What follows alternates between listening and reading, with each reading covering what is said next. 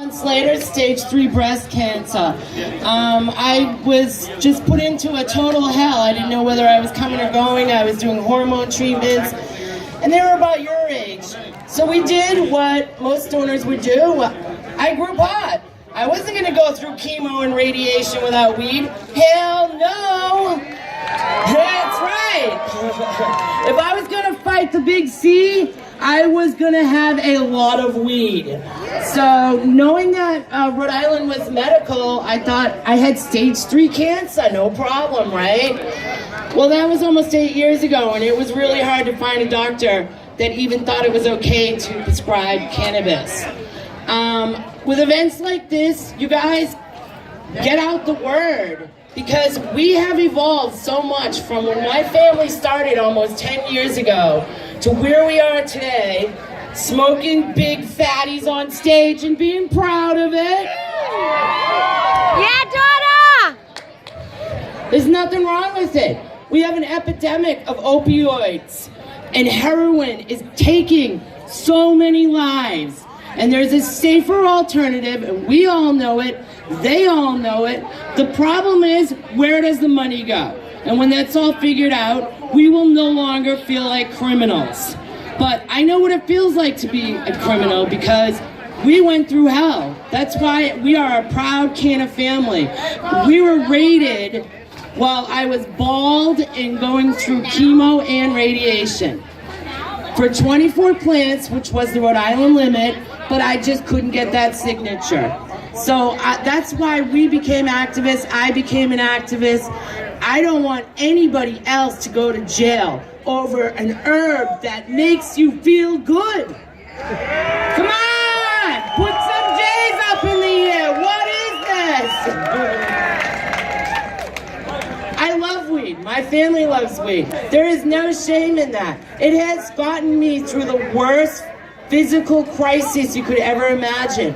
At some points, I couldn't get up out of a chair by myself. And now I'm up here. It's like dabs. They make the Tin Man go like this to yeah. You know? Come on. It's a much healthier way. I'm not addicted to opioids. I have not had a problem with that. My doctor was smart enough to know that there was no point in me beating cancer and then being hooked on prescription drugs. I also never had an easy time. I have terrible stomach issues. I never recovered from radiation. So cannabis was the most likely logical choice, and it should be for everyone. Don't turn to pain medications. They've killed thousands and thousands of Americans. Some of our music idols, some of our most famous rock stars, come on. They're killing us. Turn to the herb. Turn to the herb. Turn to the herb. Turn to the herb. Come on. Extravaganja. We need your help. There's some awesome groups here today. Mass Can, Parents for Pot.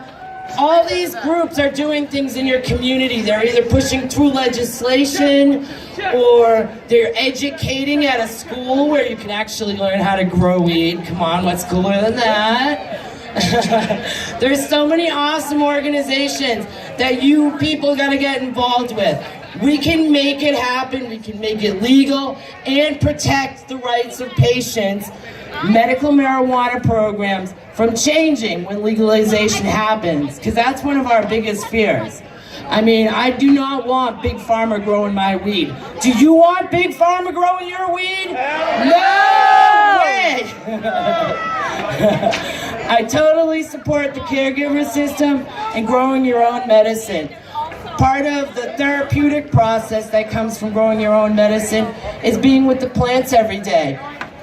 When you have to wake up to take care of a plant, you have another reason for getting up that morning and pushing through your pain. And then the cannabis helps you get through your pain. So it's a win-win situation when you grow your own medicine. Yeah, baby. I would never want Big Pharma to take that right away from me. I've been doing it for almost 10 years, and I will fight to the end for the right to keep growing my own medicine. Right? Come on! Grow your own! It's a plan. You all should be proud. This is like a revolution. We're saying, when I was younger, you never saw crowds like this come out. You know, I mean, people are all secret. They'd sit behind a tree and smoke a joint, you know. This is fantastic. Give yourself a round of applause. You're all out here saying, screw it, I'm gonna smoke anyhow. I enjoy it. There's a lot of cool events coming up in Connecticut, and please all go to the Boston Freedom Rally as well. Get involved with MassCan. We have a lot of work that still needs to be done. Many of your communities here in Massachusetts are saying, not in my backyard. Well, hell no. That's where the cancer is. That's where your sick citizens live. They should be able to have a dispensary in their own town. The not in my backyard bullshit has to stop. We're all Massachusetts people, Rhode Island people. We have the right to medicine in our town, the next town, whichever town we live in. Yeah, and edibles. Everybody's entitled to edibles. When you have a long-term illness, chronic pain, you have to mix it up. I mean, it's really hard work as a stoner to have to take so many different types, but you really have to in order to keep one step, ahead of your pain. Because pain's like a freight train. If you let it go too long, it'll come at you all at once. So that's how I medicate as a patient. I mix it up with hash and edibles and lollipops. And it's a fantastic way to stay healthy without drooling on yourself and being in pain all day and still being over-medicated. So everybody get out in your community, try to do something, keep smoking marijuana till the day you die. Yeah! Yes! Thank you, Extravaganja. I will see you next year. We love you, Donna!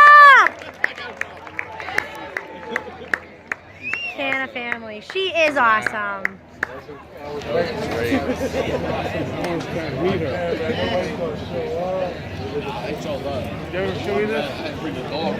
And that was Donna Hackett, and she is a cannabis pioneer at Extravaganja.